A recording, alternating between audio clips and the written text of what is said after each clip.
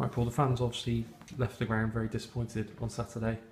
There was some chants during the game, which I'm sure you heard. What's your view on the current situation? Well, I share the fans' concerns. I mean, I've always said that first and foremost, I'm a fan of the football club and have been for years. Probably it's one of its biggest fans, I would say. So I'm equally concerned and worried about the recent run of results, the impact it's potentially having on attendances, and obviously our league position. We fought a long time to get into the Football League. I know we're currently just really a couple of wins outside of the playoffs, so we're not knee-jerking or overreacting to a situation, but we know that they're in a situation whereby we're not playing well, we're letting in lots of goals, and we're not getting any points. I think two wins in something like 14 games, and arguably if we hadn't had the Cheltenham Town result, perhaps things might have come to a head more quickly than perhaps they may be. I think there are some accentuating factors, but nevertheless, this sort of run is not down to one injury or one player being recalled from a loan or whatever it might be. I think there seems to be an underlying issue. I'm not sure what that underlying issue is, and it's obviously important that we as a board understand what the issues are and do what we can to address those issues. Now, we know we're not able to invest large sums of money in the squad. We've obviously done that recently, bringing in Ferdinand on loan. We obviously had a meeting with Mark and Sean last week, which we talked about previously. But the last two results have been especially disappointing. And the sending off didn't help, but I think that probably disguises what we felt probably would have happened anyway. The way the team's set up, and I just think that there are some basic things wrong with the team at the moment in terms of mobility and pace and energy. But nothing that can't be fixed, and whether that is how we fix it, of course, is the crucial thing. Whether Mark was able to fix it or whether he's not, no one knows at this stage. We've been in difficult situations under Mark's managership before and pulled through, and obviously he's got a pretty decent track record as manager at Cheltenham Town. So who's to say Mark isn't the person to take us out of this difficult phase?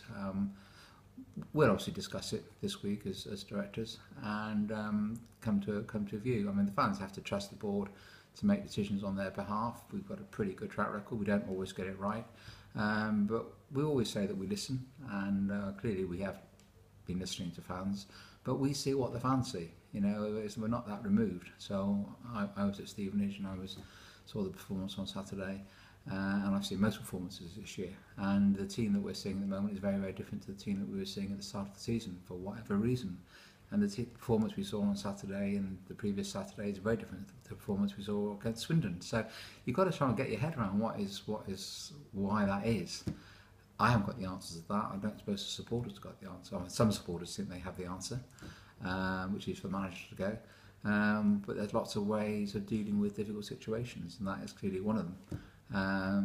But there are potentially other ones too. Yeah, you said at the start of the season you really didn't know how it was going to go this season. Yeah. You didn't really know where to set the expectation levels. Yeah. So what do you think is an acceptable performance this season? Well, I still think there's every chance of getting into the playoffs, because we're only a few points, a couple of wins away from the playoffs. Critically, we do not want to slip further down the league table and get involved in a relegation struggle.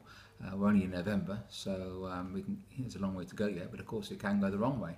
So we need to make sure that something is done to address the current run of results, nip it in the bud. I mean, it's gone on long enough, I think. September, October, November have not been great months to be a Cheltenham Town fan, with one or two odd exceptions. And we go to Cambridge and win 2-1, and I thought we would play superb collectively, lots of spirit and everything like that, lots of physicality, which was totally missing at Stevenage, and you don't understand why that is.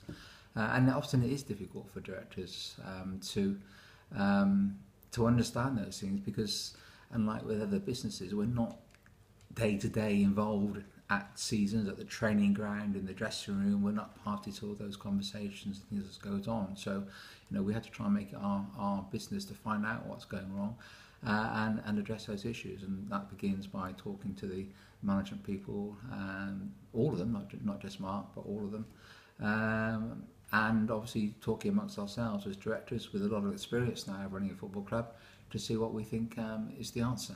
Yeah, the loan deadline is Thursday, so if there's going to be any business done before January, it's got to be done before then. So with Ferdinand coming in, Matt Taylor hopefully not too far away from returning, is there any scope to do anything else, or the players need to go out before anything comes in? I mean, I think it's. I mean, I haven't spoken to Mark today. I think it's unlikely that we're going to be bringing players in. As you say, hopefully Taylor will be fit to play against Oxford. He has been a big miss, no doubt about that. He comes back, and of course Lee Vaughan misses 3 games. Asa Hall is still some weeks away. He's seeing a specialist tomorrow. That's been a frustration. Obviously Mark has just gone back. I think one of the difficulties, I think we did have a lot of youngsters in the squad at the start of the season, and I think perhaps the expectation on them was too much, that they would be knocking on the door ready to fill places in the first team. And having said that, Joe Hanks has done well when he's played, I think, and I think James Bowen came on and started against Stevenage and did a good job. So there is certainly an opportunity for some of these younger ones, but perhaps some of the other ones aren't quite there yet.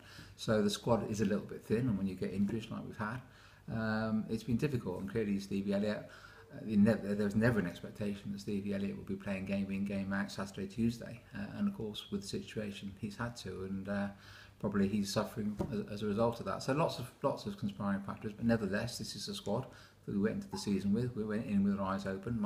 This is Mark's squad, the one he put together, the one which the board approved and funded. So if we made mistakes, we need to all hold our hands up and say we've made those mistakes and try and rectify them. And okay, the transfer window finishes, as you say, very very shortly, but then the transfer window opens again in January.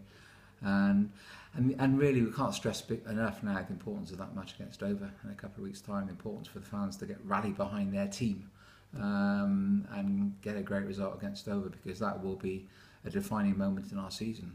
Believe you me, that will be a defining moment, because if we can get into that third round and get a decent draw, that opens up all manner of possibilities for rejigging and re-strengthening the squad in January. We lose that game against Dover, it's going to be tough. It's going to be a tough season.